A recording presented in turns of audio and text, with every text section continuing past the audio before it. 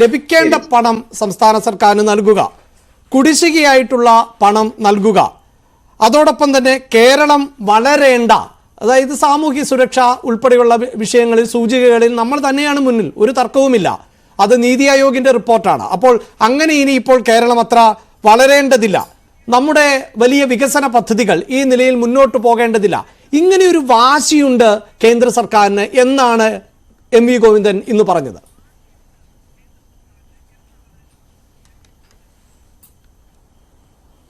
അതായത് അഭിലാഷ്, ഇത്തരം കെട്ടുകഥകൾ ചമയ്ക്കുന്നത് ഒരു സംസ്ഥാന ഗവൺമെന്റിന് ഒരിക്കലും ഭൂഷണമല്ല.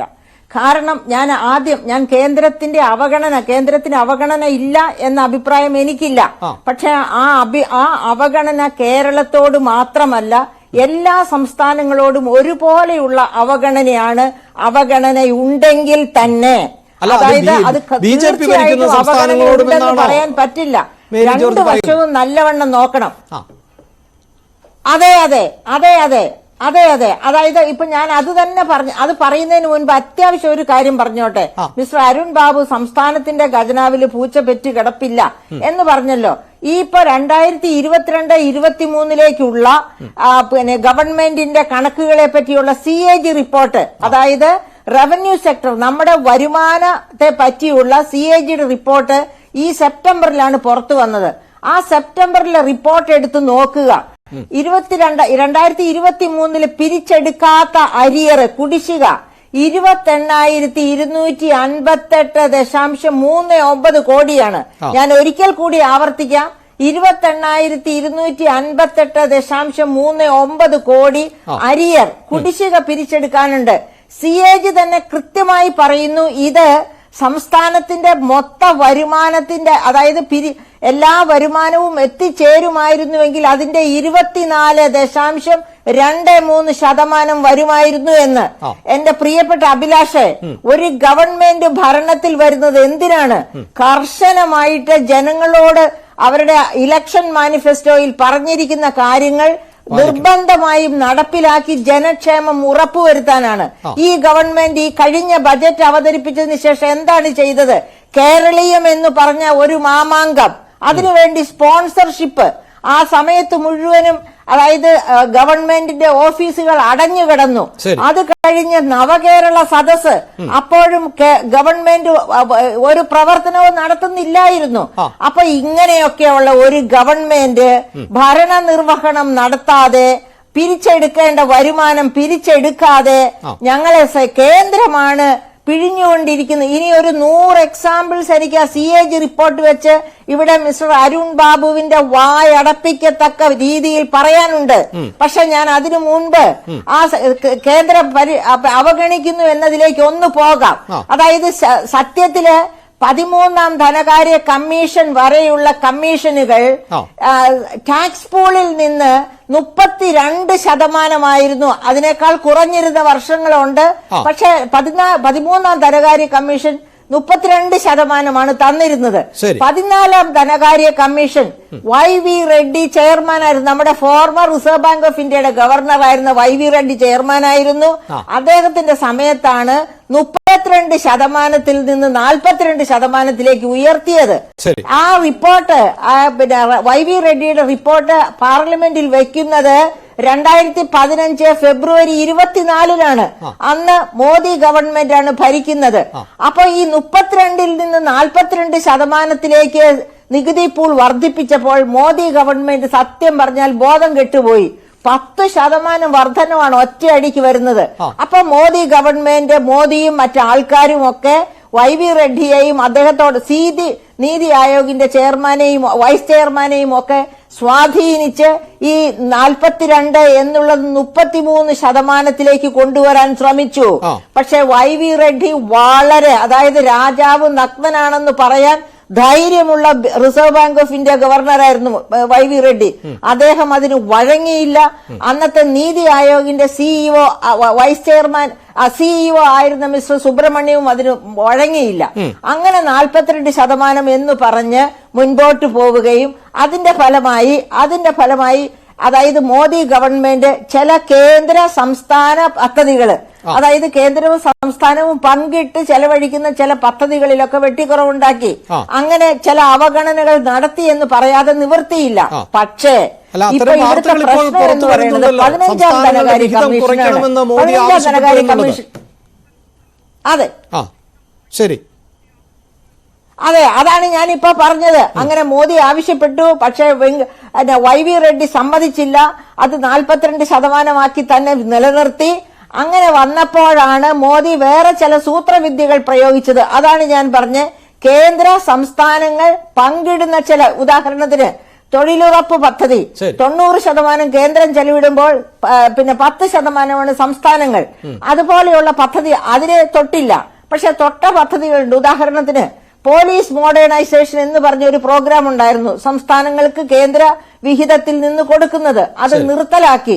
അങ്ങനെ പല പദ്ധതികളും കേന്ദ്രം നിർത്തലാക്കി. അതുവഴി കുറച്ച് ഫണ്ട് നഷ്ടപ്പെട്ടു. ശരിയാണ്. പക്ഷെ നമ്മൾ 15ാം ധനകാര്യ കമ്മീഷനിലേക്ക് വരിക. 15ാം ധനകാര്യ കമ്മീഷനാണ് ഇവിടെ എപ്പോഴും പ്രതിക്കൂട്ടിൽ നിർത്തിയിരിക്കുന്ന കമ്മീഷൻ.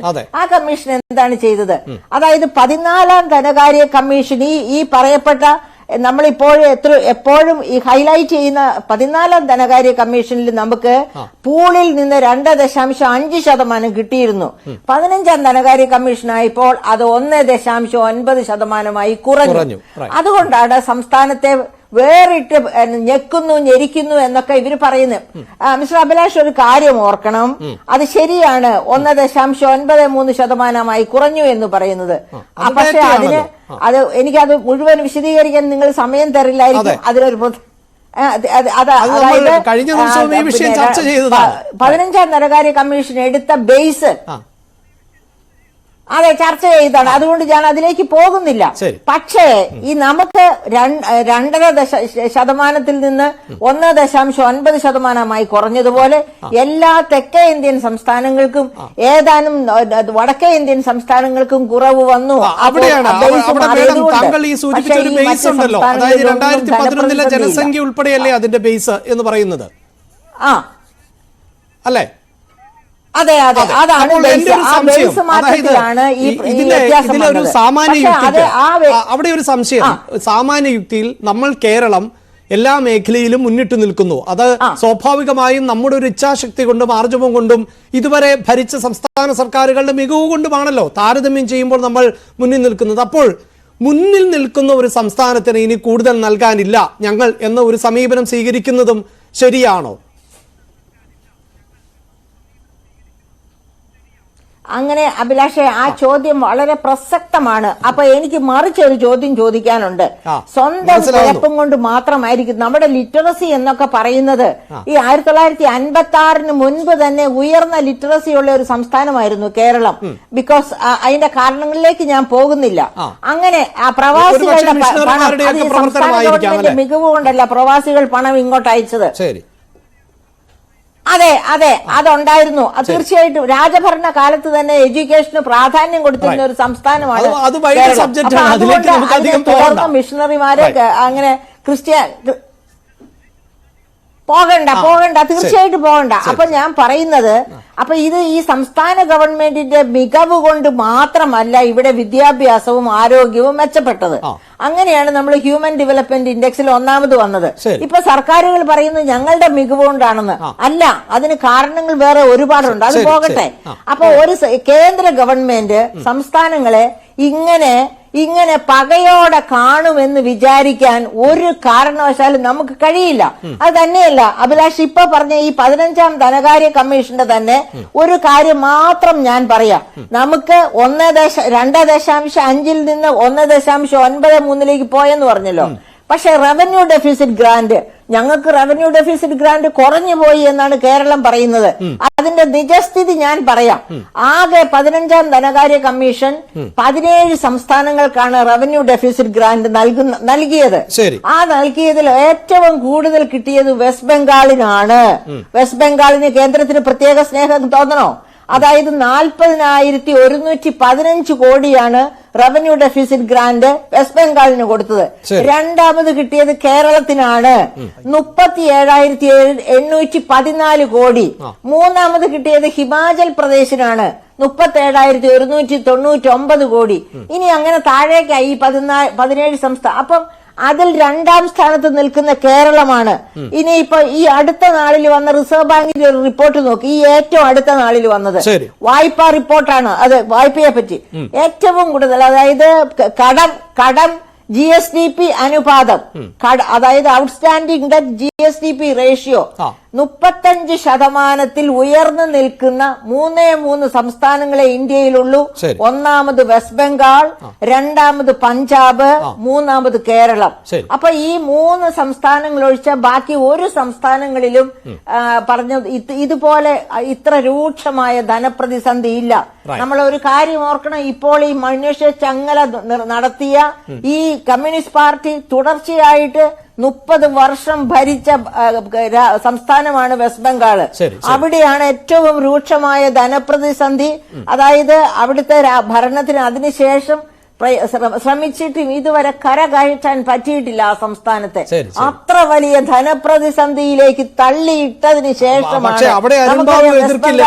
നിങ്ങളുടെ ആൾക്കാരാണ് ഇവിടെ കേരളത്തിലെ പണിയെടുക്കാൻ വരുന്നത്.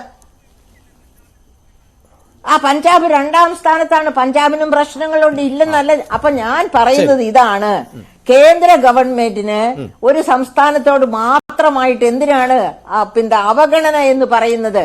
അതായത് ഒരേ നയം തന്നെയാണ് ഫോളോ ചെയ്യുന്നത്. അതുകൊണ്ടാണല്ലോ വെസ്റ്റ് ബംഗാളിന് ഏറ്റവും കൂടുതൽ റവന്യൂ ഡെഫിസിറ്റ് ഗ്രാന്റ് കിട്ടിയത്. വെസ്റ്റ് ബംഗാൾ ഭരിക്കുന്നതും BJP അല്ല. അപ്പൊ അവിടെ കൊടുക്കുന്നു. BJP ഭരിക്കാത്ത കേരളത്തിന് 2ാമത് റവന്യൂ ഡെഫിസിറ്റ് ഗ്രാന്റ് കിട്ടുന്നു എന്നൊക്കെ പറയുമ്പോൾ നമ്മൾ മനസ്സിലാക്കേണ്ട, കേന്ദ്രം അവഗണിക്കുന്നത് കൊണ്ടല്ല, കേരളത്തിന്റെ സ്വന്തം കുറ്റം കൊണ്ടാണ്. അതായത് സ്വന്തം കണ്ണിലെ തിമിരം കണ്ടെത്താൻ കഴിയാതെ ഭരിക്കാനായിട്ട് തെരഞ്ഞെടുത്ത മനുഷ്യരെ പറ്റിച്ചിട്ട് ഭരണം നടത്താതെ കേരളീയമെന്നും നവകേരള സദസ്സെന്നും മനുഷ്യ ചങ്ങലയെന്നും ഒക്കെ പറഞ്ഞ് ഇഷ്ടം പോലെ ധൂർത്തു നടത്തുക. പിരിച്ചെടുക്കാനുള്ളത് പിരിച്ചെടുക്കുന്നില്ല. ഒരു വശത്ത് ഞാൻ താങ്കളിലേക്ക് വരുന്നത് ഇവിടെ പ്രൊഫസർ മേരി ജോർജിനെ പോലെ സൈഡിലെ ധൂർത്ത്. ഞാൻ വരാം. അതായത് മേരി ജോർജിന്റെ